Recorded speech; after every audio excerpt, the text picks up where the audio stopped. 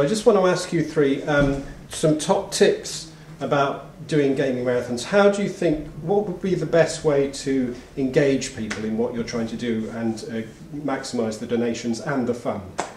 We found that having dances and incentives for people to donate, so particularly sort of buying a particular thing, so we had a Mario dance that we did on the Wii, on Just Dance, and you could just click a button and donate £28 and buy a dance, and we found that most of the time people were doing that rather than just donating normally.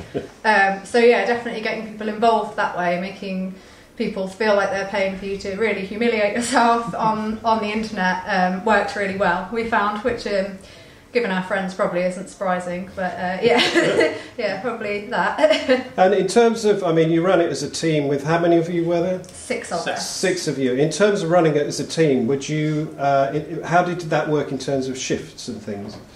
So we made sure we got enough sleep and enough time on camera and off, just for that little bit of own time, just to relax and unwind, because otherwise you absolutely wear yourself down, especially as we were doing the dancing as well. Yeah. It can kill you. I think it worked out at being 6 hours on and 6 hours off for everybody, but in rotation, so there are always two people sort of on shift to play, and then there'd be two people just sort of hanging around as backup, and then two people would be asleep somewhere. But you crossed over shifts really, so there's a constant rotation of people available, but we were also getting the rest we needed to come back and do it again, which is quite difficult when you've just been playing games all the time, because your brain finds it quite difficult to shut off, I think. But yeah, you get very excited as you do the marathon. Yeah, even if you're not sleeping, you're at least resting for that period and not playing. And you've got somebody, the people who are on standby are the ones sort of monitoring the chat side of things as well, right? Yeah. So they engage with all the users in the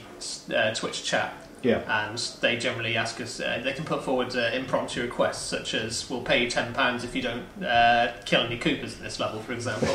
Right. Which is fun. Yeah. And that's sort of the reason. That was sort of the reason we had like the 6 people, because there was games when we had 4 players cooperatively playing. Right.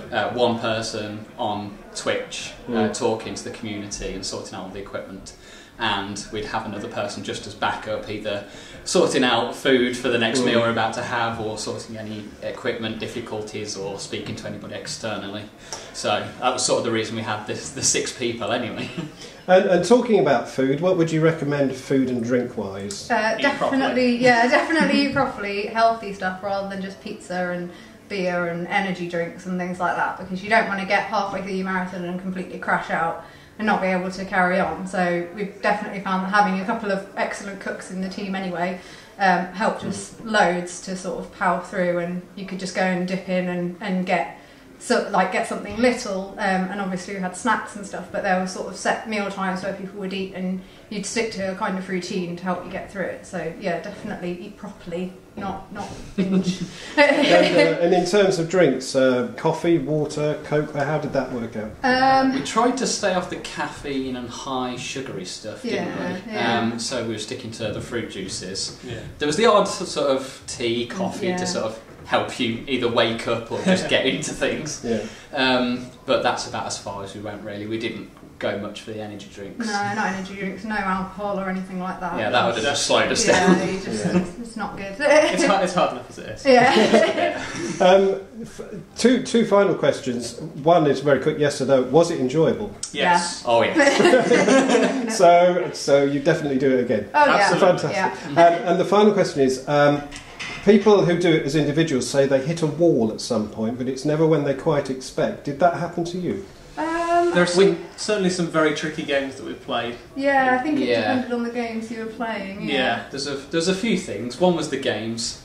In both the marathons we've done so far, we've hit a single game where we've both hated to play it, people haven't been enjoying watching it, and it's taken far too long. Right. We've hit a lot of problems with the audio. That seems to be a running theme through ours, which we've had to deal with a lot of the time on the fly during the marathon.